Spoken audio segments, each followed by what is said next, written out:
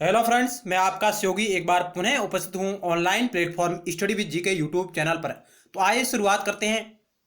हमारी जो राजनीति विज्ञान के 1000 महत्वपूर्ण प्रश्नोत्तर सीरीज चल रही है, उसका पार्ट 7 आपके लेकर मैं समक्ष उपस्थित हूं, जिसमें हम चुनिंदा राजनीति विज्ञान विषय से संबंधित महत्वपूर्ण सवालों के बारे में चर्चा करेंगे। तो आइए शुरुआत करते हैं। तो पहला सवाल आपकी स्क्रीन पर रहा ये,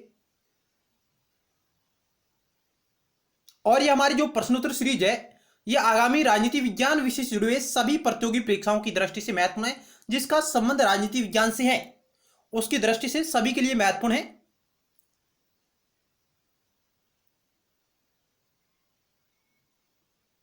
इसके साथ ही आप हमारे YouTube channel study with GK की प्लेलिस्ट पर विजिट कर सकते हैं, जहां आपको राजनीति विज्ञान से जुड़ी लगभग 2000 महत्वपूर्ण सवाल मिल जाएंगे, जो अलग अलग पार्टों में बंटे हुए हैं, अलग अलग प्लेलिस्ट के माध्यम से बटे हुए हैं और अलग अलग टॉपिक पर आधारित है। तो पहला सवाल क्या कह रहा है इस क्यूज का?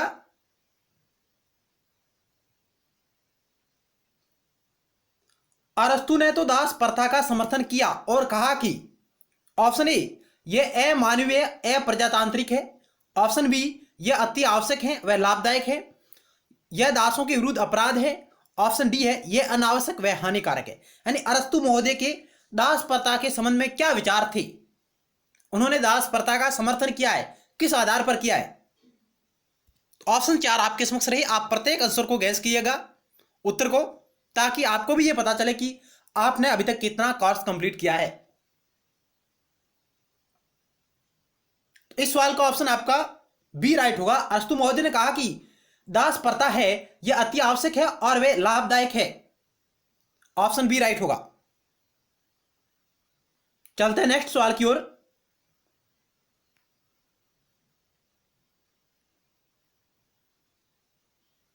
राज्य की उत्पत्ति वृक्षों या चट्टानों से नहीं होती, अपितु व्यक्तियों के चरित्र से होती है। यह कथन किसने कहा? बहुत ही प्रसिद्ध कथन है कि राज्य की उत्पत्ति वृक्षों या चट्टानों से नहीं बल्कि व्यक्तियों के चरित्र से होती है।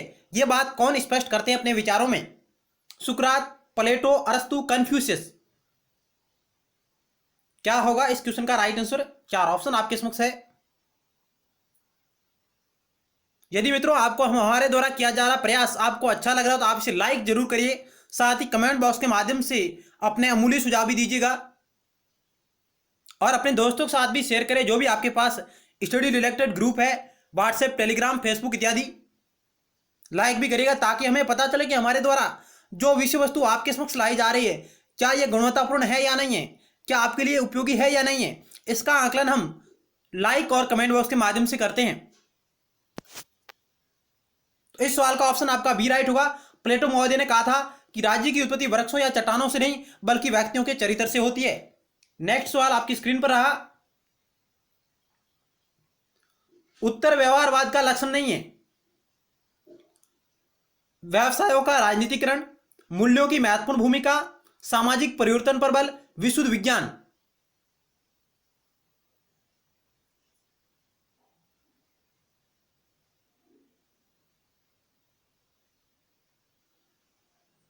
इस क्वेश्चन का ऑप्शन डी राइट होगा, विशुद्ध विज्ञान। व्यवहारवाद में संशोधन करता है उत्तर व्यवहारवाद। जो व्यवहारवादी जो सिद्धांत था, जो उपागम था, उसमें संशोधनों के साथ उत्तर व्यवहारवाद का उदय होता है। डेविड स्टन के माध्यम, जो इसके मुख्य प्रवक्ता रहते हैं डेविड स्टन, जिन्होंने उत्तर व्यवहारवाद की 7 विशेषताएं या तकनीकें बताई हैं, जबकि उन्होंने व्यवहारवाद की 8 बौद्धिक विशेषताएं प्रकट की थी, उन्होंने बताई थी। व्यवहारवाद की 8 विशेषताओं का उल्लेख किया है डेविड स्टन ने, जबकि उत्तर व्यवहारवाद की 7 विशेषताएं बताई है। और उत्तर व्यवहारवाद क्या है? व्यवसायों का राजनीतिकरण करने पर बल देता है, मूल्यों की महत्वपूर्ण भूमिका होती है, जबकि वह मूल्य तटस्थ था। जो व्यवहारवाद था वह विज्ञान के आधार पर कार्य कर रहा था, मूल्यों को महत्व नहीं दे रहा था, जबकि उत्तर व्यवहारवाद मूल्यों को भी महत्वपूर्ण स्थान देता है, सामाजिक परिवर्तन पर बल देता है, लेकिन यह विशुद्ध विज्ञान नहीं है। ऑप्शन डी आपका राइट होगा, यह इसकी विशेषता नहीं है। तो उत्तर व्यवहारवाद की 7 विशेषताएं बताई है डेविड स्टन ने, जबकि व्यवहारवाद है उसकी 8 विशेषताएं बताई थी डेविड स्टन ने। यह भी आप ध्यान रखिएगा मित्रों। चलते हैं नेक्स्ट सवाल की ओर।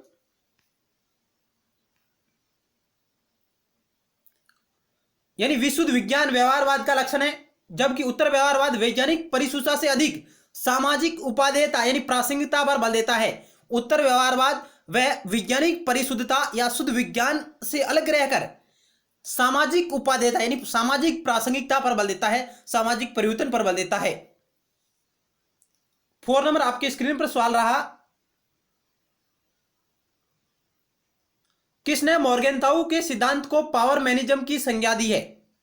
यानी जो हंस जे मॉर्गेनताउ, जिन्होंने अंतरराष्ट्रीय राजनीति में यथार्थवादी जो उपागम आया है, अंतरराष्ट्रीय राजनीति का यथार्थवादी उपागम, जिसके अंतर्गत इनकी महत्वपूर्ण भूमिका रही है। और यथार्थवादी उपागम क्या बल देता है? वह अंतरराष्ट्रीय जो संबंध है उनको शक्ति पर आधारित मानता है कि जो भी हमारे राष्ट्रीय हित है, चाहे जो भी हमारे राष्ट्रों से संबंध है, वो शक्ति के माध्यम से संचालित होते हैं। शक्ति को इन्होंने महत्वपूर्ण स्थान दिया है, पावर को। तो इसी प्रकार पावर मॉनिज्म की संज्ञा किसने दी है? हंस जे मॉर्गेनथाउ को। केनेथ वाल्टेज, रॉबर्ट टक्कर, हेराल्ड स्प्राउट, स्टैनले हॉफमैन।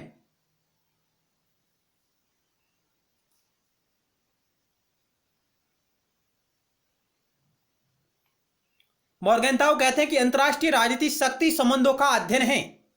अंतरराष्ट्रीय राजनीति शक्ति संबंधों का अध्ययन है, यह बात भी मॉर्गेनथाउ कहते हैं। तो ऑप्शन आपका डी राइट होगा। स्टैनले हॉफमैन ने कहा, मॉर्गेनथाउ के सिद्धांत को पावर मॉनिज्म की संज्ञा दी है स्टैनले हॉफमैन ने। पॉलिटिक्स अमॉन्ग नेशंस इनकी प्रसिद्ध कृति है हंस जे मॉर्गेनथाउ की, पॉलिटिक्स अमॉन्ग नेशंस।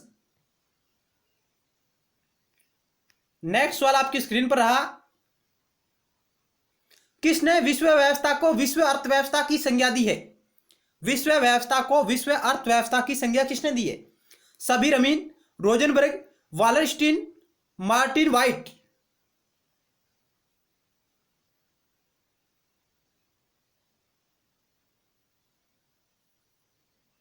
तो इस सवाल का ऑप्शन आपका सी राइट होगा। वालरस्टीन ने विश्व व्यवस्था को विश्व अर्थव्यवस्था की उपमा दी है।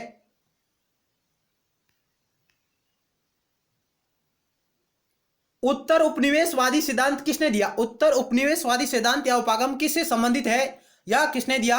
Hadlee Bull, Chris Brown, Richard Ashley, Gayatri Spivak.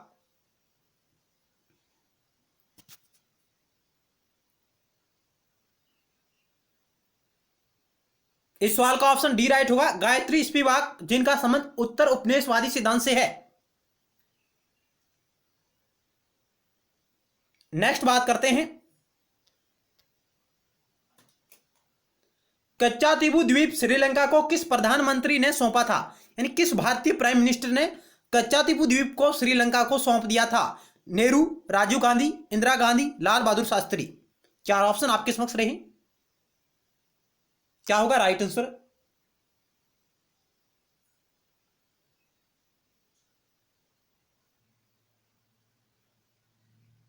तो इस सवाल का ऑप्शन आपका सी राइट होगा। इंदिरा गांधी जी ने इस द्वीप को श्रीलंका को सौंपा था मित्रों, इंदिरा गांधी जी।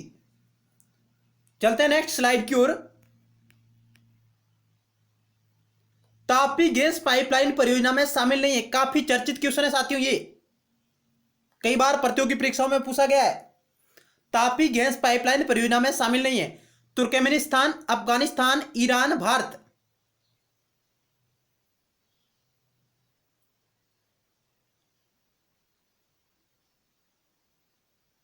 इस सवाल का ऑप्शन सी राइट होगा आपका, ईरान इसमें शामिल नहीं है। कौन कौन शामिल है? टी से आपका तुर्कमेनिस्तान, ए से आपका अफगानिस्तान, पी से आपका बन जाएगा पाकिस्तान और आई से आपका बन जाएगा इंडिया। ये 4 कंट्री इस तापी गैस पाइपलाइन परियोजना में शामिल है। तुर्कमेनिस्तान, अफगानिस्तान, पाकिस्तान और भारत, जबकि ईरान इसमें शामिल नहीं है। चलते हैं नेक्स्ट स्लाइड की ओर।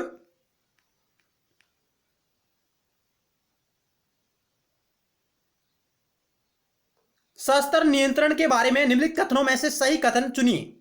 सशस्त्र नियंत्रण के बारे में निम्नलिखित कथनों में से सही कथन का आपको चयन करना है। इसका अर्थ सुरक्षा दुविधा निर्मित करने से। यह सिद्धांत रक्षात्मक कूटनीति है। यह शस्त्र नियंत्रण के बगैर शांति की बात करता है। यह पक्षों के बीच पारस्परिक सुरक्षा और अति स्थायित्व का लक्ष्य है। इनमें से आपको सही कूट का चयन करना है। क्या चारों सही है, क्या दूसरा चौथा सही है, क्या दूसरा तीसरा सही है, क्या पहला और तीसरा और चौथा सही है। सही कोड का चयन कीजिएगा।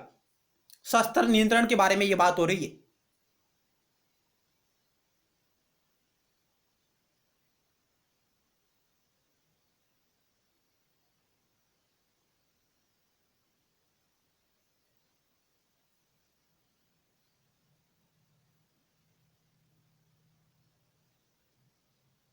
तो 9 नंबर सवाल का ऑप्शन आइए चेक करते हैं क्या होगा राइट आंसर। ऑप्शन आपका बी राइट होगा, दूसरा और चौथा सही है। पहला क्यों गलत है कि यह सुरक्षा दुविधा निर्मित करने से है, सुरक्षा दुविधा निर्मित नहीं करेगा, इसलिए आपका पहला गलत हो गया। इसका अर्थ सुरक्षा संतुलन निर्मित करना है, न कि दुविधा। सिद्धांत रक्षात्मक कूटनीति से यह बात बिल्कुल सही है। यह शस्त्र नियंत्रण के बगैर शांति की बात करता नहीं मित्रों, यह शस्त्र नियंत्रण के माध्यम से शांति की बात करता है। शस्त्र नियंत्रण है जो यह प्रक्रिया है, जो यह शस्त्र नियंत्रण के माध्यम से शांति की बात करता है, माध्यम से, न कि बगैर। इसलिए आपका यह गलत हो गया दूसरा, सॉरी तीसरा।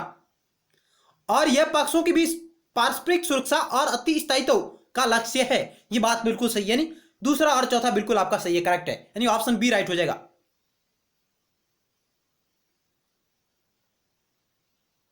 चलते हैं नेक्स्ट क्वेश्चन की ओर।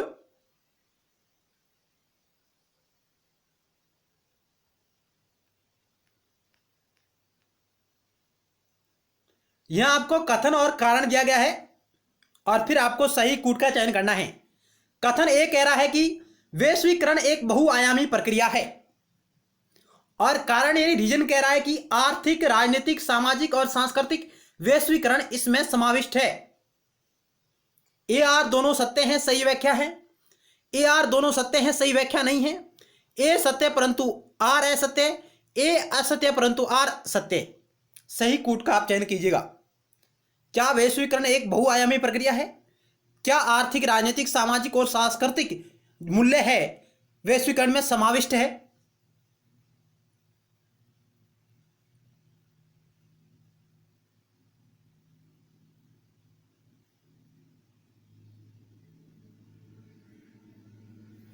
तो ऑप्शन आपका ए राइट होगा। ए आर दोनों सत्य हैं और सही व्याख्या है, क्योंकि वैश्वीकरण एक बहुआयामी प्रक्रिया है और इसमें अलग अलग क्षेत्र शामिल है। वैश्वीकरण की प्रक्रिया के माध्यम से राष्ट्रों की जो सीमाएं हैं उनका अंतरराष्ट्रीयकरण हो गया है। राष्ट्र अलग अलग राष्ट्रों के साथ अपना व्यापार है जो वो बढ़ा रहे हैं, उनकी संस्कृति का आदान प्रदान हो रहा है एक से दूसरे देशों में, और इसमें आर्थिक, राजनीतिक, सामाजिक और सांस्कृतिक वैश्वीकरण इसमें समाविष्ट है। ये बात भी बिल्कुल सही है और एक दूसरे की व्याख्या कर रहे हैं। चलते हैं नेक्स्ट सवाल की ओर। 11 नंबर आपकी स्क्रीन पर रहा।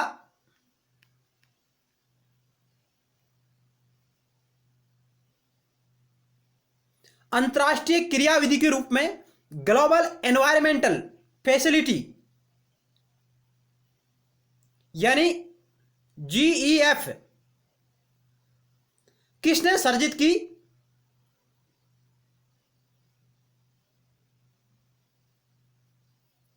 विशेष रूप से विकासशील देशों में पर्यावरण संबंधी परियोजनाओं का निधि वहन करने के लिए। यानी जो जीईएफ है यानी ग्लोबल एनवायरमेंटल फैसिलिटी, इसका सर्जन किसने किया है?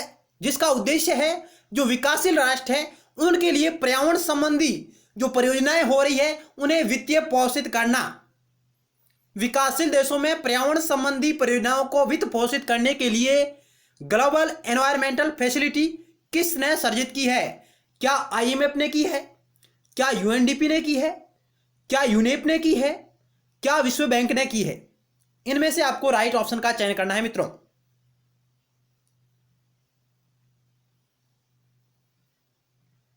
यहां एक साथ आपको दो क्वेश्चन दिखाई दे रहे होंगे। पहली बात हो रही ग्लोबल एनवायरमेंटल फैसिलिटी किसके द्वारा सर्जित की गई है और इसका उद्देश्य क्या है? इसका उद्देश्य है विकासशील देशों में पर्यावरण संबंधी परियोजनाओं का वित्त पोषित करना या निधि वहन करना। तो ऑप्शन आपका डी राइट होगा। वर्ल्ड बैंक के द्वारा इसे सर्जित किया गया है, विश्व बैंक। चलते नेक्स्ट सवाल की ओर।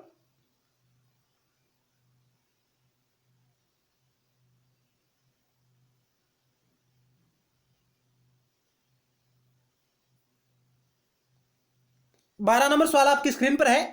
दक्षिणी दक्षिणी सहयोग के संबंध में निम्नलिखित कथनों को पढ़िए तथा नीचे दिए गए कूट में से अपना सही उत्तर चुनिए। यानी जो दक्षिणी दक्षिणी सहयोग है उसके संबंध में आपको इन 4 कथनों पर विचार करना है और फिर आपको सही कूट का इसके संबंध में चयन करना है। कथन पहला कह रहा है कि दक्षिणी दक्षिणी सहयोग उत्तर दक्षिणी सहायता का एक विकल्प है। क्या यह बात सही है या नहीं है, यह आप बताएंगे। कथन दूसरा कह रहा है कि यह व्यापार सेवा तथा तकनीकी क्षेत्र में सहकारी परस्पर लाभकारी अभिक्रियाओं को इंगित करता है। यह सही बात है या गलत है, यह आप निर्णय करेंगे। और कथन तीसरा कह रहा है कि संयुक्त राष्ट्र संघ की सामान्य सभा ने 19 दिसंबर को दक्षिणी दक्षिणी सहयोग हेतु वार्षिक संयुक्त राष्ट्र दिवस घोषित किया। क्या यह बात सही है या गलत है, इसका निर्णय आप करेंगे। और कथन चौथा है कि WTO दक्षिणी दक्षिणी सहयोग को सुगम बनाने हेतु अस्तित्व में आया। क्या WTO की स्थापना दक्षिणी दक्षिणी सहयोग को सुगम बनाने के लिए, इसे सरलता प्रदान करने के लिए की गई थी। सही या गलत, यह आप निर्णय करेंगे। ऑप्शन आपके समक्ष है A, B, C और D।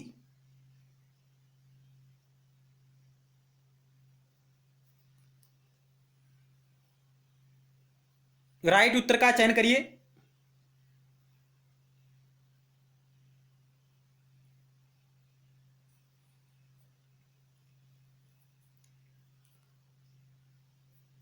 तो इस सवाल का ऑप्शन आपका सी राइट होगा। 1, 2, 3 बिल्कुल सही है, पहला, दूसरा और तीसरा, जबकि चौथा गलत है। WTO दक्षिण दक्षिणी सहयोग को सुगम बनाने हेतु अस्तित्व में नहीं आया था। पहला, दूसरा और तीसरा बिल्कुल सही है दक्षिणी दक्षिणी सहयोग के संबंध में।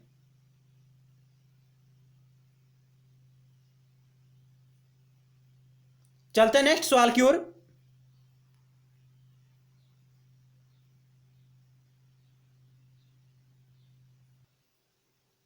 तेरह नंबर सवाल क्या कह रहा है कि किस अनुच्छेद के तहत राष्ट्रपति सर्वोच्च न्यायालय की एक न्यायाधीश को कार्यवाहक मुख्य न्यायाधीश के रूप में नियुक्त कर सकता है। यानी भारत के सुप्रीम कोर्ट में राष्ट्रपति किसी न्यायाधीश को कार्यवाहक मुख्य न्यायाधीश के रूप में नियुक्त कर सकता है। किस अनुच्छेद के तहत? कार्यवाहक न्यायाधीश की नियुक्ति की प्रक्रिया किस आर्टिकल में वर्णित है? आर्टिकल 124, 125, 128, 126।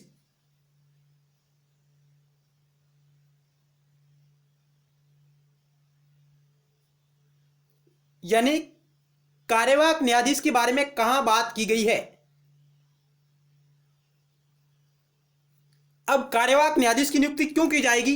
यदि भारत के CJI यानी भारत का जो मुख्य न्यायाधीश है उसका यदि पद रिक्त हो तो कार्यवाहक न्यायाधीश की नियुक्ति राष्ट्रपति कर सकता है। यदि भारत का मुख्य न्यायाधीश किसी कारणवश कुछ दिनों के लिए अनुपस्थित हो तो,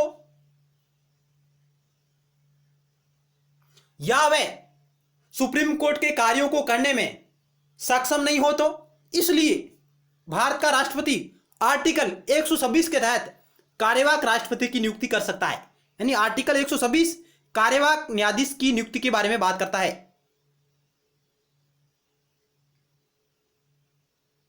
कार्यवाहक मुख्य न्यायाधीश की नियुक्ति के बारे में बात करता है भारतीय संविधान का आर्टिकल 126। वो कहता है कि यदि भारत का मुख्य न्यायाधीश है जिसका पद यदि रिक्त हो, या वह सुप्रीम कोर्ट के कार्यों को करने के लिए सक्षम नहीं हो, या वह कुछ दिनों के लिए अनुपस्थित हो और भारत के राष्ट्रपति को लगे तो वह आर्टिकल 126 का प्रयोग करते हुए कार्यवाहक मुख्य न्यायाधीश की नियुक्ति कर सकता है।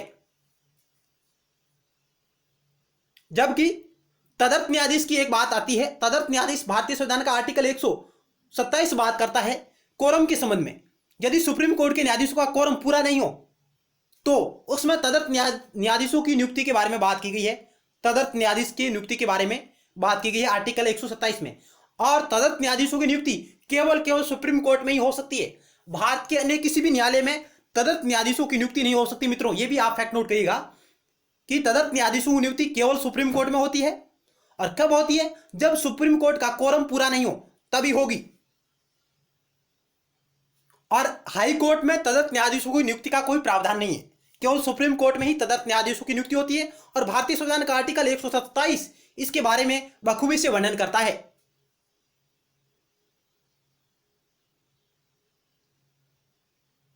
चलते नेक्स्ट सवाल की ओर।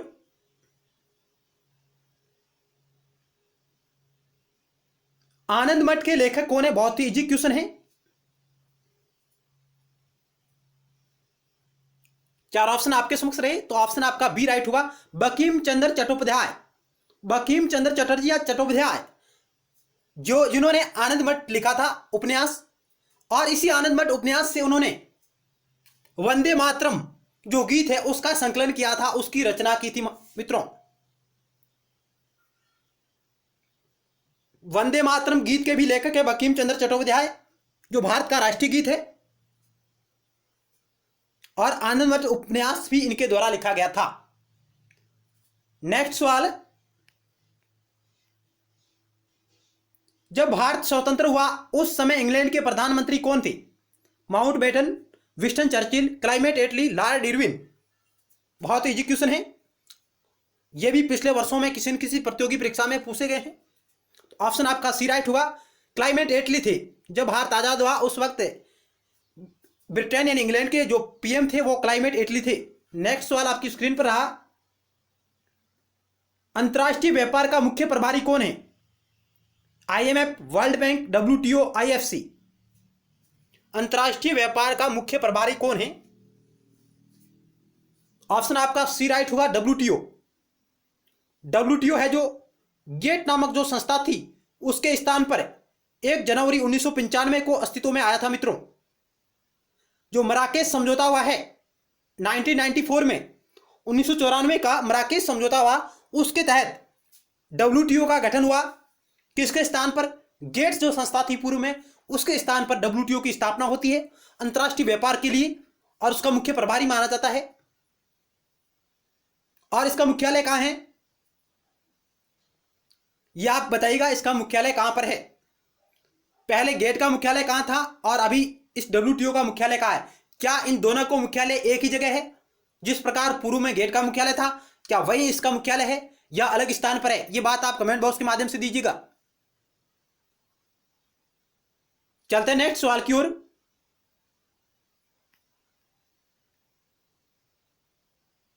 निम्नलिखित में से किस राष्ट्रीय अभयारण्य को हाल ही में इको सेंसिटिव जोन घोषित किया गया है? राष्ट्रीय चंबल अभयारण्य, सुंदरबन बाघ अभयारण्य, बांधवगढ़ राष्ट्रीय उद्यान, कान्हा राष्ट्रीय उद्यान।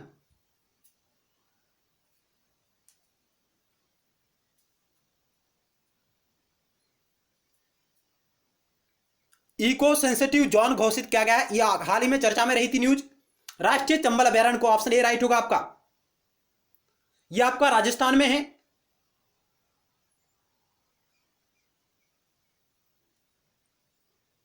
राजस्थान, मध्य प्रदेश, सुंदरबन बाघ अभयारण्य पश्चिम बंगाल, बांधवगढ़ और कान्हा राष्ट्रीय उद्यान ये दोनों ही आपके एमपी में है।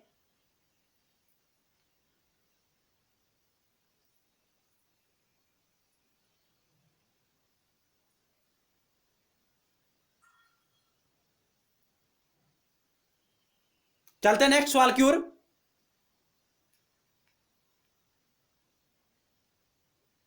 केंद्र सरकार द्वारा दिव्यांग कारीगरों को उद्यमियों के लिए उत्पादों को बढ़ावा देने के लिए किस नाम से एक उत्सव का आयोजन किया गया?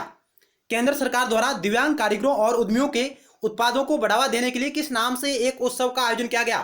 एकल उत्सव, एकम उत्सव, बुनकर उत्सव, भारत उत्सव।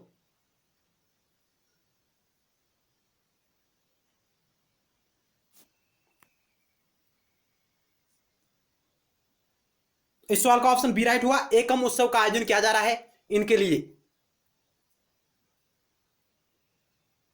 नेक्स्ट सवाल आपकी स्क्रीन पर रहा, भारतीय सिविल सेवा के लिए चयनित पहला भारतीय कौन था? भारतीय सिविल सेवा के लिए चयनित पहला भारतीय कौन था? सुरेंद्र नाथ बनर्जी, सत्येंद्र नाथ टैगोर, लाला लाजपत राय, सी आर दास। बहुत इजी क्वेश्चन है। ऑप्शन आपका बी राइट होगा, सत्येंद्र नाथ टैगोर पहले आईसीएस बने थे।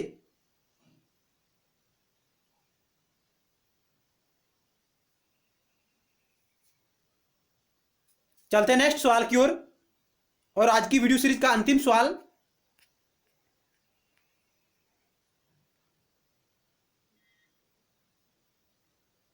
निम्नलिखित में से कौन संविधान प्रारूप समिति के सदस्य नहीं थे? संविधान की जो प्रारूप समिति थी उसका सदस्य इनमें से कौन नहीं था, वो आपको चयन करना है। नहीं थे जेबी कृपलानी, सरदार पटेल, गोपाल स्वामी, अलादी कृष्ण स्वामी अय्यर, टीटी कृष्णाचारी।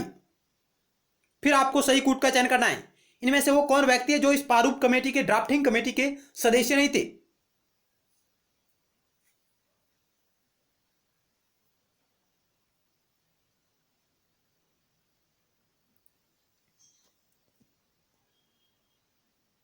इस सवाल का ऑप्शन आपका ए राइट होगा।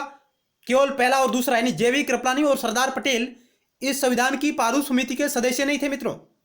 ये दोनों लोग इस प्रारूप समिति के सदस्य नहीं थे, जबकि अलादी कृष्ण स्वामी अय्यर, टीटी कृष्णाचारी, गोपाल स्वामी और बी आर अम्बेडकर जो इस प्रारूप समिति के अध्यक्ष थे, इनकी अध्यक्षता में गठित हुई थी, ये लोग इसके सदस्य थे।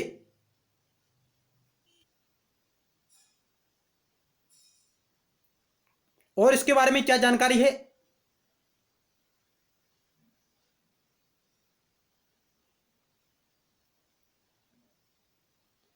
संविधान प्रारूप समिति का गठन 29 अगस्त 1947 में किया गया था, जिसमें अध्यक्ष सहित निम्नलिखित में 7 सदस्य थे। यानी प्रारूप समिति का गठन डॉक्टर बी आर अम्बेडकर की अध्यक्षता में 29 अगस्त 1947 को किया गया था और इसमें अध्यक्ष सहित कुल 7 लोग शामिल थे। बी आर अम्बेडकर इसके अध्यक्ष थे। इनके अलावा एन गोपाला स्वामी अयंगर, इनके अलावा Alladi Krishna Swami Iyer, doctor K M Munshi, Kanhaiyalal Maneklal Munshi और Syed Mohammad Saadulla, N Madhavrao, B L Mitra के स्थान पर टीटी कृष्णाचारी, डीपी खेतान की मृत्यु के पश्चात टीटी कृष्णाचारी, यह है जो इस प्रारूप समिति, ड्राफ्टिंग कमेटी या संविधान मसौदा समिति भी इसे कहा जाता है, इसके सदस्य थे मित्रों। 7 लोग थे अध्यक्ष सहित। और इसकी ड्राफ्टिंग कमेटी 29 अगस्त 1947 को अस्तित्व में आई।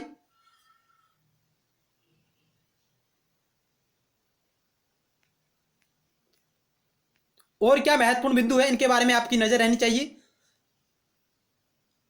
बी एन राव जो संविधान सभा के संवैधानिक सलाहकार थे, द्वारा संविधान का पहला प्रारूप तैयार किया गया। यानी बी एन राव जो संविधान सभा के संवैधानिक सलाहकार थे, इनके द्वारा संविधान का पहला प्रारूप तैयार किया गया था और इसके मूल प्रारूप में 243 अनुच्छेद एवं 13 अनुसूचियां शामिल थी। जो प्रारूप इनके द्वारा तैयार किया गया था बी एन राव के द्वारा, उसमें 243 आर्टिकल और 13 अनुसूचियां थी।